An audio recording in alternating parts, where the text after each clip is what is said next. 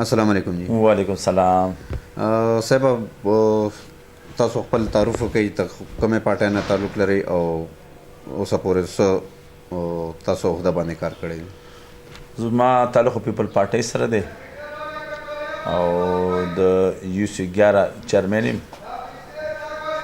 ښه جي، تاسو سیاست آغاز د کله نه کړی او د چا نه متاثر شوي تاسو د سیاست ته راوړی دی؟ مو خو سیاست خو زما د سکول د وخت نه شوق و، خو زه د بټو نظریه نه متاثره شوی یم. د بټو آئین او د بټو پاکستان لپاره چې کومې قربانیانې ورکړي دي نو د هغه د وجې زه د بټو پاکستان پیپل پارټي د بټو نظریه نه زه متاثره شوی یم. نو پیپل پارټۍ نه زه تقریبا 30 سال نه هغې کې تاسو هغې سره منسلک یې. ایز ا چیرمن تاسو خپل علاقې دپاره څه داسې کړي دي چې زموږ نن د کیمرې مخامخ تاسو خپل دا بیان وکړئ؟ موږ خو پیپل پارټۍ لپاره دې علاقه کې دا خو ټولو دیات علاقه مثال پټي به وو، ټول باغونه به وو. دلته چې کله آبادیانې کېدې نو خلکو ته ډېر زیات تکلیف و، د اوبو به ډېر زیات تکلیف و، د دې سټریټ لایټ به زیات تکلیف وته او بله سټریټ به ډېر زیات کچو چې باران نه به وشو دې کې به خلک پیدل نه شوی ګرځېدل ځکه کچا علاقه به وه.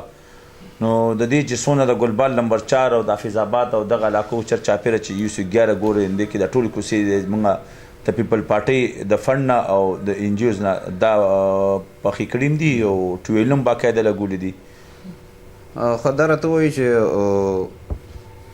ایز ا چیرمن تاسو خپل علاقې کې دا کارونه دغه کړي، داسې یو یادګار لمحه چې تاسو هغه کار کړی او هغې باندې تاسو فخر محسوس کړي هغه زموږ کیمرې مخامخ تاسو ووایي؟ زموږ لپاره ټول نه فخر خبره دا ده چې د خپل د قوم د خدمت هم کړی دی او عوامو ته سهولت ورکړی دی. باقاعده یو کور ته پخپله زه ورغلی یم چې جاب راغلي، نوکریان راغلي، ورته ویلي یم باقاعده چې تاسو ماله کاغذونه راکړئ چې تاسو له ګورنمنټ له جاب درکړم ځکه دا غریب خلک دي او دونه د هغې نشته. بس دا څونه موږ وس کې موږ دې له نوکریانې ورکړي دي، په دې هسپتالونو کې زیاتره ورکړي دي، پولیس کې ورکړي دي. د کوم معاشي حالات چې نن سبا کوم زموږ د پاکستان روان دي، هم د صوبۍ هم د وفاق، هغې باره کې تاسو څه وویل؟ د هغه دپاره داسې موږ ویل غواړو چې موږ عمران خان ته هم دا ریکویسټ کوو، دا دغه کوو چې دا کوم داسې دا نظام رانیولی دی एकदम هر یو په سټپ بای سټپ خالي په عمران خان هم نظام نه چلی. دا دې لپاره ده چې پیپل پارټۍ سره زموږ سره پکار چې مشورې وکړي ځکه چې پیپل پارټۍ داسې پارټۍ ده چې د پاکستان په ډېر قربانیانې ورکړي دي او دا تجربه خو دا زر نه حاصل کیږي چې دا خامخا مشوره وکړي، ځان سره د نورو پارټیانې په اعتماد کې والي او مشترکه یو نظام داسې وچلوي چې موږ معیشت ښه شي. دا راته وایي چې نن سبا د کرونا وایرس هر ځای کې حالات خراب شوي دي او ټول ځای کې لاک ډاون هم شروع دی. نو دې باره کې ستاسو د پارټۍ موقف څه دی او ستاسو خپل خیالات څه دي؟ دا کوم چې حالات را روان دا ټول په دنیا کې تقریبا 80% لوگ متاثر دي په دنیا کې. خو دې لپاره زه دا میسج پیغام زه خاص کر خپل د مسلمانانو ته پیش کوم چې الحمدلله موږ مسلمانان یو او زموږ ایمان په دې باندې چې کومه نیټه موږ ته لیکل شوي هغه بله نه کېږي. بس خپل اودس کې ګرځئ، 15 وخته لمونځ کوئ او سبق ته توجه ورکړئ او استغفار وایه، الله ته استغفار په توجه شئ. انشاءالله هیڅ قسمه دا وایرس به ډېر زر لرې شي او ختم به شي او هیڅ قسمه پریشاني ته څه ضرورت نشته.